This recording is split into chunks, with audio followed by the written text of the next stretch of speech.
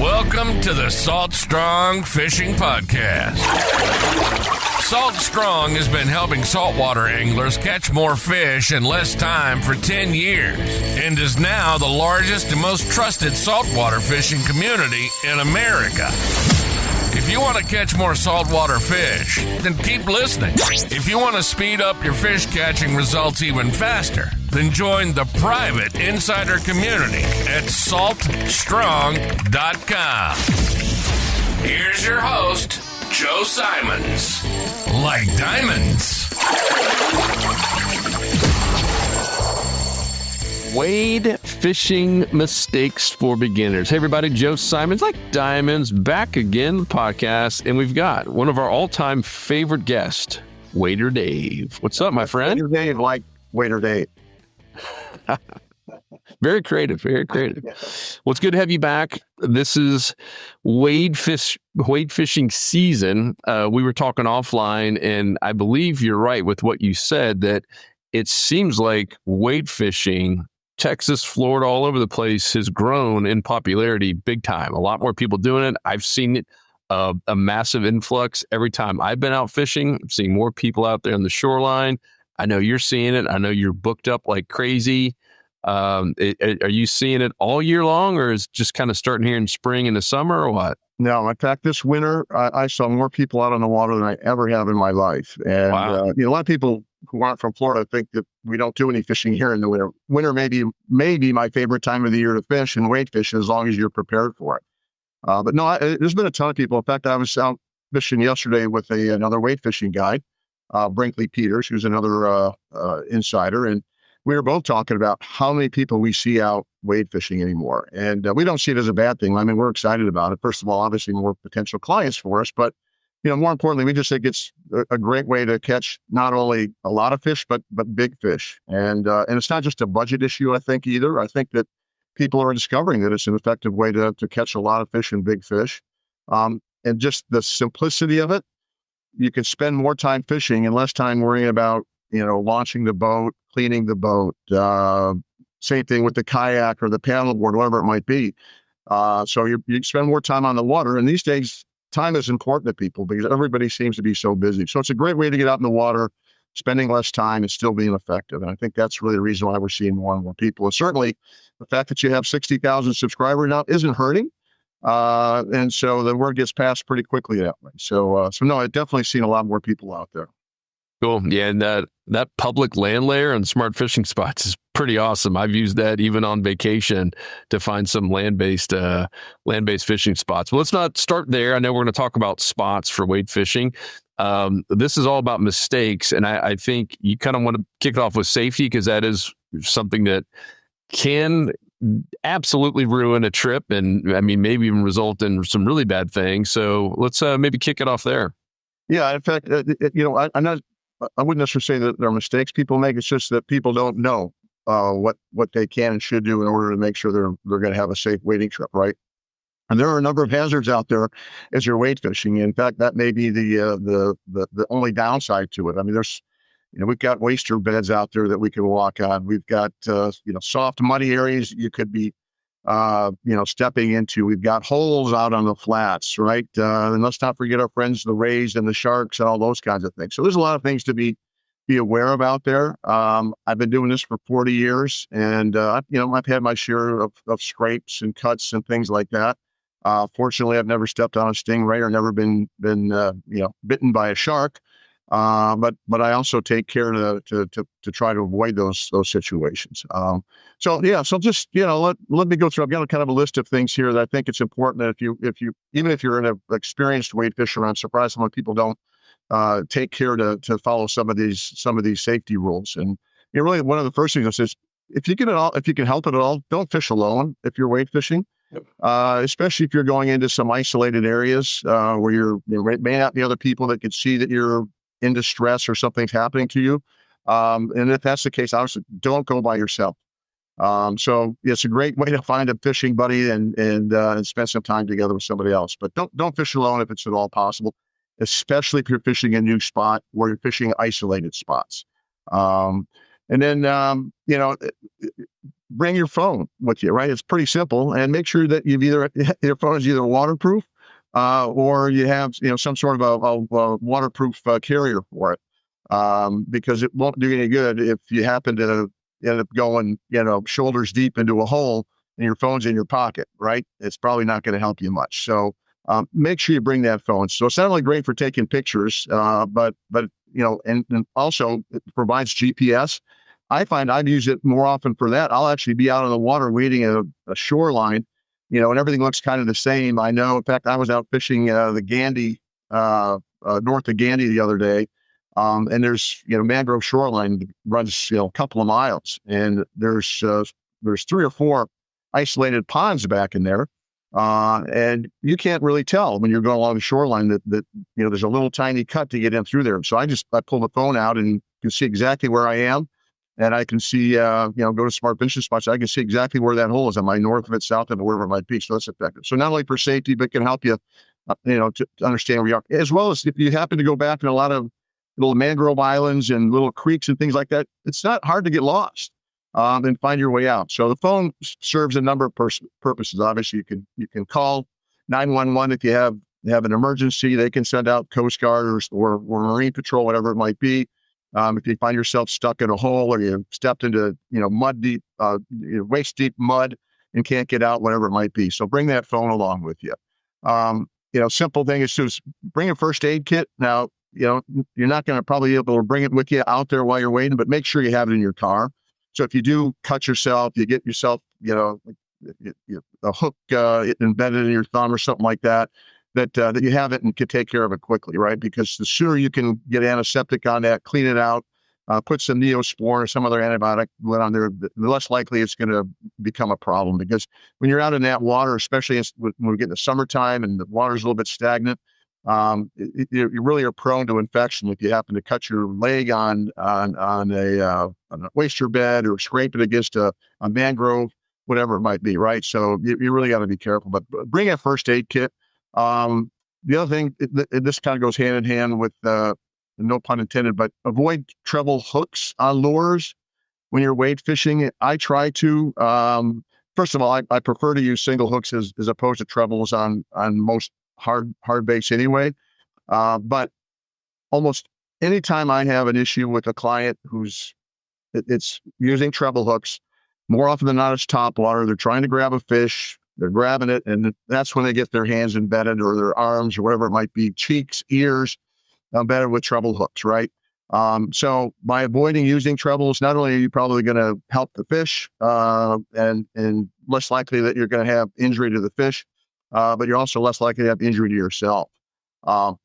Hand in hand with that is learn how to take out a hook if you happen to get one in there. It's really not that hard. And most of the baits that we're using when we're wade fishing aren't really huge baits, so we don't have huge hooks. If you happen to get one embedded in your thumb or your hand, it's relatively easy to get it out. I won't get into how to do that, but go to YouTube. There's probably 100 videos on how to remove a hook while you're on the water or whatever it might be. So it's really not hard. I've done it countless times. And it's really very easy. In fact, it might be a good video for us to do on Salt Strong. I don't know if you have or not, but that might not be a bad idea for us. Just waiting for Luke to get hooked. Yeah, there you go. Well, yeah, I guess we'll have to see if somebody wants to bite the bullet and do that. But another one is, and again, this is more so if you're waiting by yourself. But and this is one of my wife's pet peeves is wear a PFD, and ideally if you've got just an manually inflatable PFD that you can put, they're really skinny, they're light. If you're going by yourself, not a bad idea to have that because you just don't know what's going to happen. And so you got to just make sure it's manually inflatable. I've had a few folks who told me that they've had the automatic inflatable one. They get out in the water and they realize, hey, why did my PFD blow up? Well, it's because you're in the water. But anyway, so a PFD, and it doesn't have to be one of those, but it really is. And a lot of the kayak, life vests are good for wading as well. And a lot of them even have pockets and things where you can store your gear and all that kind of stuff. But I'm not, I don't necessarily follow my own rules all the time, but I really do try to, again, for my wife's sake, put one on when I'm going by myself. So when she sees me leaving, I at least have it with me. Doesn't mean I always put it on, but it really is something good to have. And I strongly suggest that, again, especially if you have any mobility issues or things like that, or if you don't know how to swim, because I'm always surprised how many weight fishermen I know that don't know how to swim, which seems a little counterintuitive, but that's the case. I call it a wade fishing plan, but it's just like a float plan or a flight plan. Let somebody know where you're going. Let them know how long you plan on being there. I always let my wife know where I'm going, or at least leave a voicemail where I'm going. And if I'm changing spots, which isn't necessarily uncommon, I'll let her, hey, listen, I'm leaving the Skyway now. I'm heading down to Terracea Bay. Should be back by whatever 3-4 o'clock. And I always call her when I'm off the water, so she knows I'm off the water on my way home. So again, it's real simple, but make sure somebody knows where you are, and it just, kind of a tentative time, kind of keep somebody updated there. This is one that I find myself making a mistake quite often, and as often as I go, is consider your ability to make the return trip. Don't wade too far. And it can be tempting, right? It's not a one-way trip. Remember that. You've got to wade back, or at least, walk back if nothing else. But so don't bite off more than you can chew, even when you're on a great bite. And I just want to get to that next point. I want to get around that corner. And I find myself doing it. And then the next thing I turn back and I'm like, oh my gosh, I've got a 3-hour wade back. And, especially in the summertime or when it's whatever conditions aren't perfect, you find yourself really, kind of thinking, wow, I really bit off. And it can wear you out. And, you can get to the point sometimes it's just you're literally exhausted by the time you get back. So, not to mention if, I've been in some spots, even with you guys, where we went over almost like one little bar that would get you to the area you needed. And if the tide had changed, by a foot, if you've been out there for hours, all of a sudden you're up to your neck coming back. Yeah. I mean, you're right. So always be cognizant of the tide. And actually, I didn't have that on my list, but it should be on my list. So thanks for adding that. It's an issue, not as big an issue here in Florida. We don't have the huge tidal swings. I do fish up in Cape Cod throughout the summer where we have 8, 9, 10-foot tidal swings. And a lot of those flats I see it happen all the time. People get stranded out there and they basically have to swim back. And that's not something you want to do. So be, ideally, be at least be aware of what the tidal situation is. If you happen to be, chest deep at low tide, it's probably going to be a problem getting back, right? At high tide. So again, definitely be aware of the tides.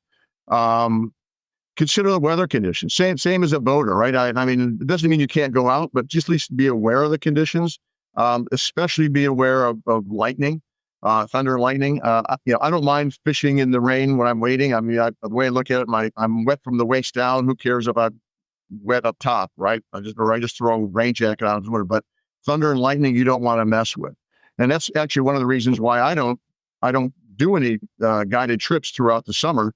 Everybody says, well, how come? And I said, well, the fishing could be great, but it's limited to the morning for the most part, or the evenings or night. But it's there's not a long bite, but it's the fear of thunderstorms that pop up out of nowhere when you're out wading. And I've had that happen too many times where I'd be a mile down a shoreline with no protection and the thunderstorm pops up. And you might not even see it coming because you've got tall mangroves. It's not seeing where it's coming from. And then all of a sudden it's all over it. So hiding in amongst a mangrove shoreline when thunder and lightning is all around you, it's not a fun thing to do. But conditions, same thing, with the wind, just, know what direction it's coming from. Look, if it's going to be blowing 25 or 30 miles an hour, make sure you're fishing somewhere that's wind protected. Doesn't mean you can't fish, but just, take those things into condition. So make sure you're aware of it, right? Weren't you the one that actually got struck by lightning on a golf course or something? I did. Yeah. That might have something to do with my fear of lightning, but, yes. So that might also explain some of my problems, but, anyway, yes, I haven't hit by lightning. So, but be aware. I don't want to be hit again. Let's put it that way. I understand. And also, the chances are slim, though. Right? Yeah. Well, yeah. I don't know about that, but also be aware, when you're out in the summertime of the heat and in the wintertime, the cold, right? You can get hypo and hyperthermia while you're out there. You can get dehydrated. So that leads right into making sure that you have water with you, right? And I always, I usually just take a frozen. I put a bottle plastic bottle into the freezer, and I, freeze it, and I take it and I put it in my wading bag in the morning when I head out, and it stays cold most of the time, obviously. And do that, but you got to stay hydrated. In the wintertime as well as the summertime. I see a lot of people, they don't realize that it's cool out. They're sweating in those waders. They're exerting a lot of energy. They're not staying hydrated. So make sure you stay hydrated. Bring fluids along. However you want to do it, it's up to you. As I said, I use my old water bottles to fill them up from the tap and then put them in the freezer and can use them several times and they're still good. And then, it also talks about, if it's cold out, wear waders. Okay. I mean, I was an idiot for the longest time. Of course I was young, so that kind of goes along with that. But, I used to wade in 60-degree water, and as long as I had my upper body kind of warm, I was okay. And then as I kind of got older and older, I realized, it really wasn't okay. It's hard on your joints, and I'd be literally freezing all day long. So don't be it's not a bad thing to wear waders. It's actually tells me you're probably pretty smart. And so typically if that water temperature drops below 70, 68 degrees, I strongly suggest putting on waders. It'll extend your ability to fish that day. You're not going to get frozen and chilled and all the rest. And it also protects you from, again, and I have a lot of clients that wear waders throughout the year. And not necessarily obviously to protect them from the cold, but they may have cuts or they may have scrapes, things like that. If you have any sort of an open wound, especially in the summertime, especially if you're fishing in areas where there's a lot of runoff, like if you happen to be fishing near downtown St. Pete or Tampa, or, you see a drain that's coming in from, rainwater is running into a certain area. Those are the worst areas to be fishing that if you have to have a rainstorm or whatever it is. So, make sure you have waders on, especially if you have any sort of open sores or cuts. In fact, you might be prudent to not go out at all if that's the case. But we've all heard about cases of, flesh-eating bacteria, things like that. But you can avoid it by being smart. Again, avoiding areas with a lot of runoff, wearing waders, not going out when your hands or fingers or legs or cut, whatever. But so again, kind of a simple thing. This is a simple one. If you're wearing waders, make sure you're wearing a wading belt. Listen, everybody goes down at some point wearing waders, and especially if you're wearing, if you're not wearing neoprene waders, if you have neoprene waders on, still wear a belt, but it actually helps you float. So it's not as big a deal, but wear the waders so you don't get the water down into your feet and your legs, which will fill up. And then you're really in trouble, especially if you're wearing just, uninsulated, waders. So, again, this is simple stuff. Layer up when it's cold. Make sure you've got enough on. You can always take stuff off. It's hard to put stuff back on. Talked about water. Bring a snack or a protein bar along with you too. It's amazing sometimes, your blood sugar may run low. You're out there, you're working hard. I very often will cover 2, 3, 4 miles of shoreline in a wade fishing trip. I find myself getting hungry or getting low blood sugar, whatever it might be. So bring a snack bar, protein bar. Wear polarized sunglasses, not only because you can see through the water and the fish. That's obviously one of the reasons why, but it protects your eyes from the UV rays. Obviously, you can see the fish, but you can also see rays and other hazards under the water, right? And that's important. And the other thing is that a lot of people think about is you're protecting your eye. They're basically like safety glasses. I can't tell you how often, especially when I'm on a charter, I end up getting hit in the head or the face with a lure from a client who's in front of me, right? I've broken glasses. Thank God I've had the glasses on from a flying jig head, those kinds of things. So the glasses are for more than just protection from the sun. Wear sunscreen. That's a pretty obvious thing as well. You're out there and when you're wading, you're basically got all that water reflecting off the water right up to your face, your arms, and all those other things. That's why I always wear long sleeve shirts. I also, the safety measures, I've been wearing pants wading now for the last, several years versus wearing shorts. It just, again, it'll help you to avoid those scrapes if you're up against mangroves or on the oysters, things like that. It's just a little bit layer protection. So just a pair of lightweight, quick drying pants. They even got them with the zipper, so if you want to wear them as shorts, you can wear them as shorts later on. But wearing the long pants is definitely another safety factor, and it's eliminated so many of the scratches and scrapes and cuts that I used to get when I was wading around all the time. This is another simple one. All the time people ask me, hey, can I keep fish when I'm wading with you? I always say no.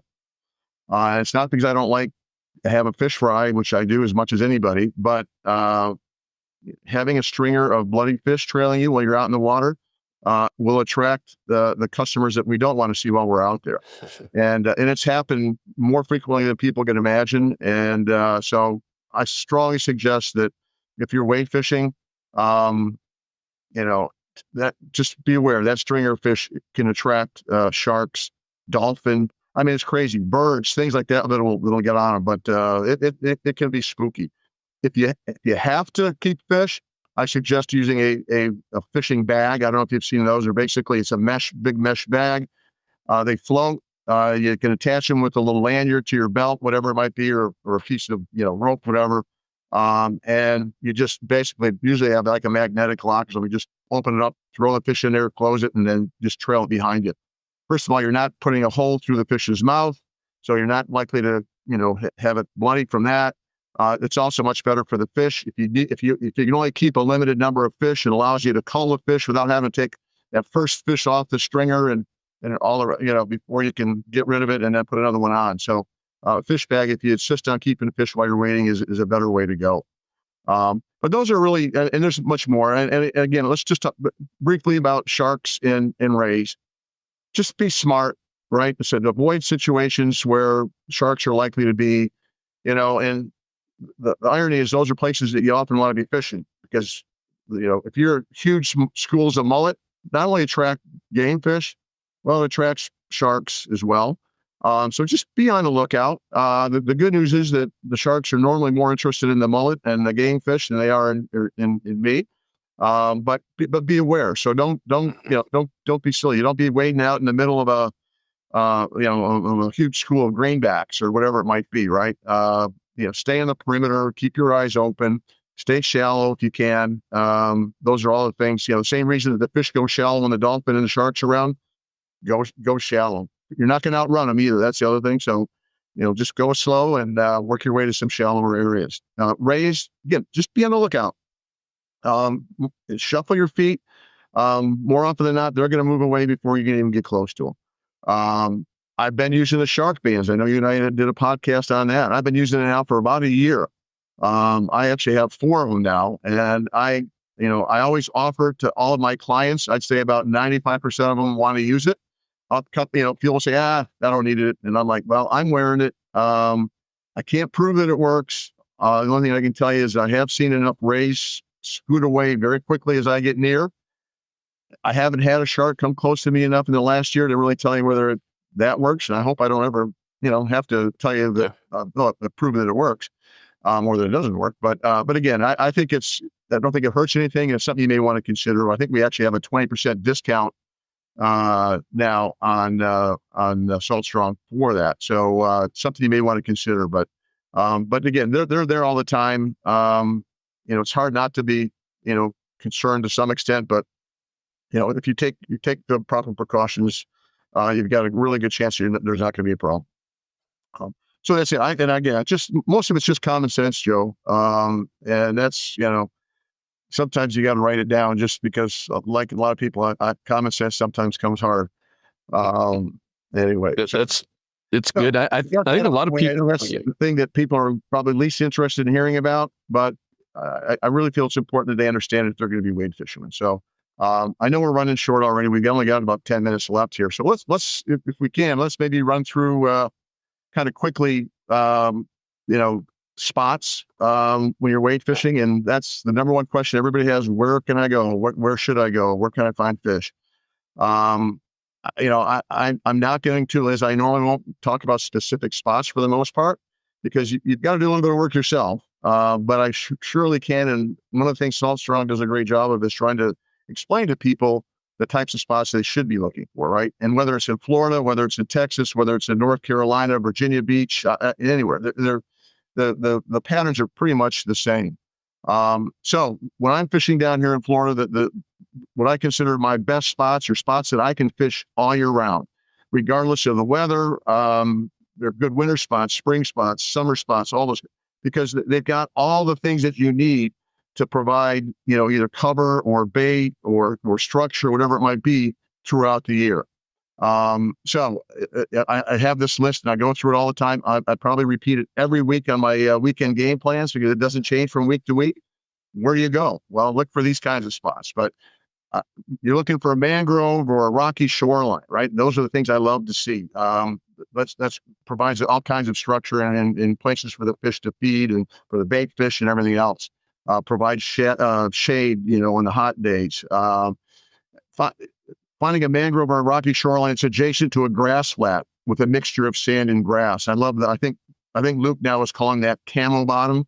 Yep. I like that. It's a great term because it does explain exactly what it is, right? I don't want to fish in areas that have solid grass or solid sand normally. I want that mixture. So it's important that you have that going for you. I love finding those kind of spots. So I've got my rocky shoreline or my mangrove shoreline. I got an adjacent grass flat that's got camel bottom. I love it then to have an outside bar or a sandbar, right?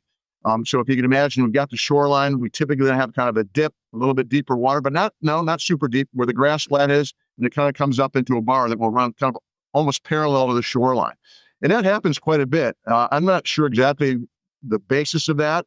But I see that a lot of times, on the beach, I can understand how that's happening, but it happens all the time in a lot of the bays and inlets and areas like that as well. But so look for those kinds of things. And then you want to have, if I've got those sandbars, I love to have, sandbars that have drains that are coming through them, right? Where that water's coming in and out, from the deeper water into that flat and then up into the shoreline. Those drains typically have deeper holes right on the outside and or inside of them. They will attract fish.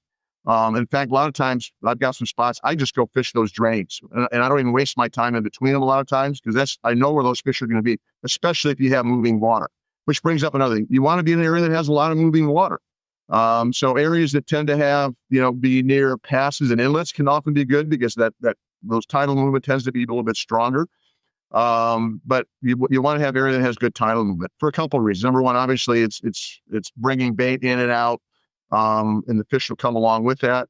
But it also tends to areas where you have more water or tidal movement, you tend to have firmer bottom, which is much easier to wade. And that's, an important thing if you're going to be wading. It's really tough trying to wade through a muddy flat, with a lot of grass and stuff in there. So having a firm bottom is another one of the things. So ideally, all those things and firm bottom to boot, is an important thing. So a lot of times, even like I was talking about that little trough area where the grass is, may be soft, but chances are that outer bar and or the shoreline are going to be firm, right? So you can kind of limit your having to go through soft stuff by fishing even the inside area, from either the shoreline or the bar, as opposed to going through the middle of the grass flat if it happens to be soft.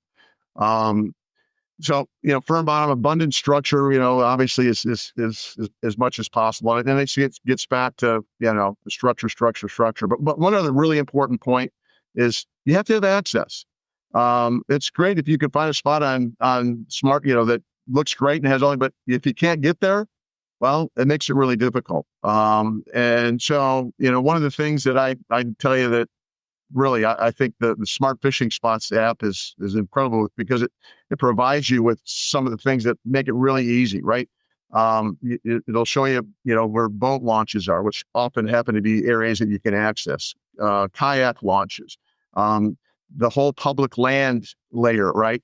It shows you where there is public land that you can access through. So, but you have to have access, and you don't necessarily want to have to walk a mile or work your way through 100 yards of dense mangroves to try to get to a spot. You want to have some easier spots. So access is really important. And then structure. Structure. There's the obvious: oyster beds, down trees, rocks, potholes, edges. I call people say, well, I said that's structure, an edge where shoreline meets the water, where sand meets grass, where shallow water meets deep water. It might be, where a channel, but anywhere there's an edge, is a form of structure. And those are areas that attract fish. So look for edges. And I think as you get out and start kind of paying attention, you'll see, well, I get it now. I understand what these edges are. So focus on edges. Points are always good places to be. Shoreline breaks. You're fishing the beach. It looks like it's just one long strand of monotonous beach. You say there's no structure here. Well, you got to pay attention a little bit. There are areas where the initial trough might be deeper. The swash channel's a little bit deeper than other areas. If you have a swash channel, there's somewhere along the line there's going to be a drain where that water comes in and out. So fish around those inflows or outflows. Even just a subtle point or an area that juts out a little bit further than the rest of the shoreline, if that's all there is, that's going to probably attract fish. So if we look for those kinds of things. And then again, scouting for spots, listen, there's nothing better than smart fishing spots, but look for waterfront parks, look for beaches, look for causeways, bridges. Obviously, you've got hot spots, right? So it doesn't get any simpler than that. You go on the app and you look for a hot spot.